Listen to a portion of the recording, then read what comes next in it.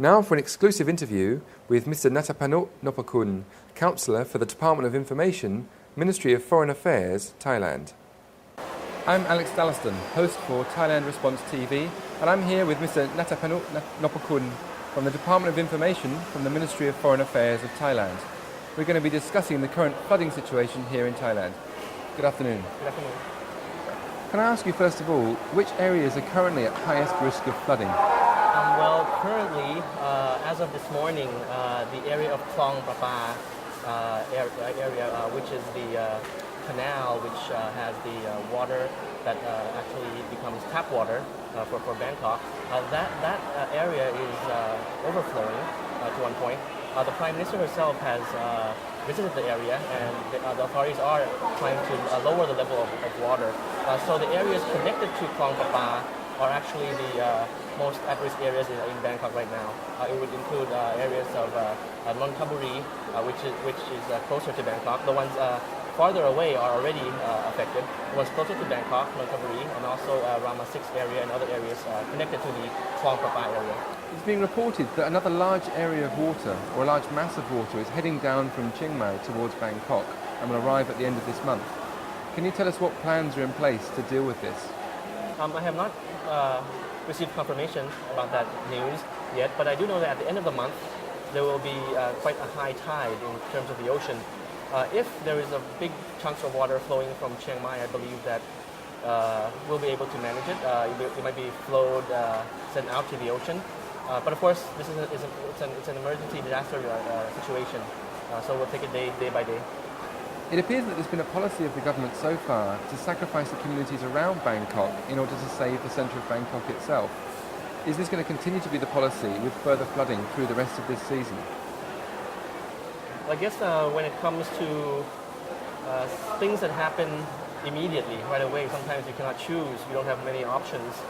It's like in a submarine, or it's like a panic room. Sometimes you have to block off some sections in order to save the rest. So I guess that was an urgent measure that we had to take. Some villages, some areas had to be cordoned off so that the water won't be overflowing. But the facts you can see in the news, it's actually quite difficult to do that, even though if you try to contain the water in some area. But in the news also, you can also see that this is a time of great cooperation among people from different provinces. If you listen to the Thai language news, you hear people saying, "Oh, I'm from this province, but we would be okay to allow water to come into our province in order to save that province," and things like that. It's a provincial thing. There might have been some disagreements, but I believe all have been resolved already.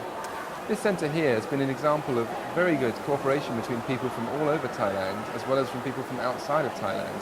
There have been people with bad intentions who've used the flooding in order to commit crime, such as theft or other problems.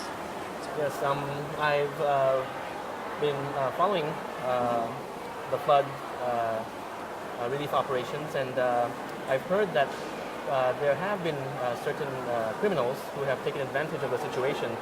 But I've also heard that the Royal Thai Navy and police have also upscaled their work. The Navy has boats, of course, and they're monitoring the flooded areas for crime on the double from normal circumstances. The police also has a maritime police section, so now they're patrolling on boats instead. But of course, in every situation, you would have to, in every disaster situation, you would have to double up your watchful eye for these things. Another issue is, of course, we have a call center here to receive requests for assistance 24 hours and with representatives from many agencies. There have been reports that there were a couple of prank calls with providing misinformation.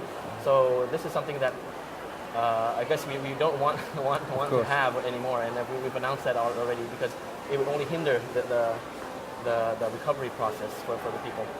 Okay. At this time, how can people best protect themselves and their property? The best way is to be informed, of course, listen to the news, to the official warnings and advice. Also, I believe not to panic, have great caution, but then not actually panic. Be prepared. Many houses are preparing sandbags in areas that would be at-risk areas. Flashlights, stock up on dried foods and things like that.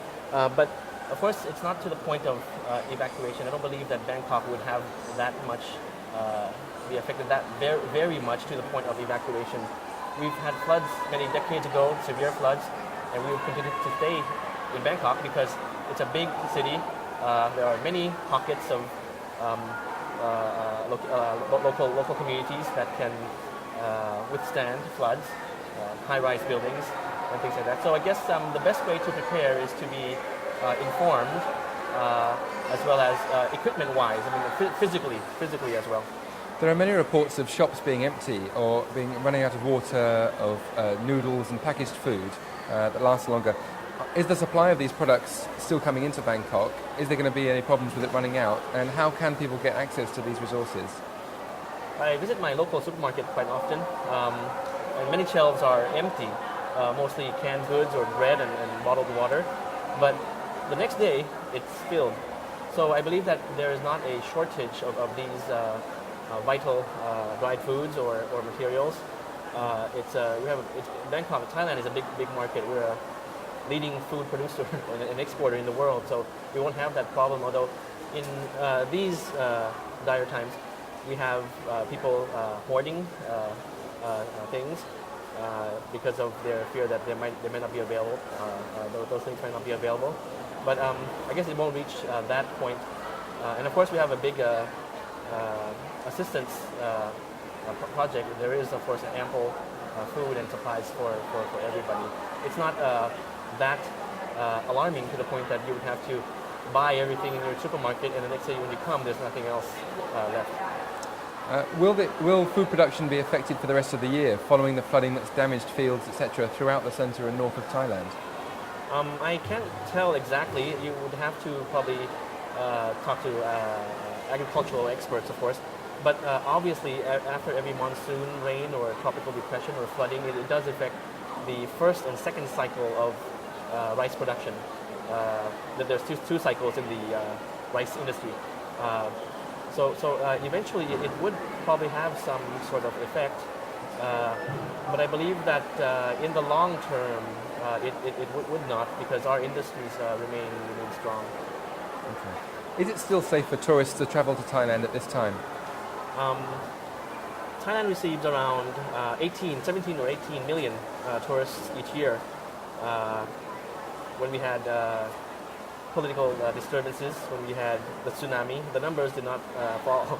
So I believe that with this flood situation, the numbers will not fall in the big general picture, because we have had floods before and life still goes on.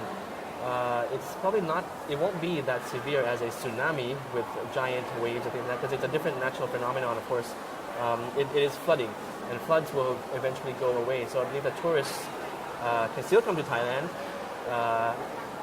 All modes of transportation in Bangkok are still running.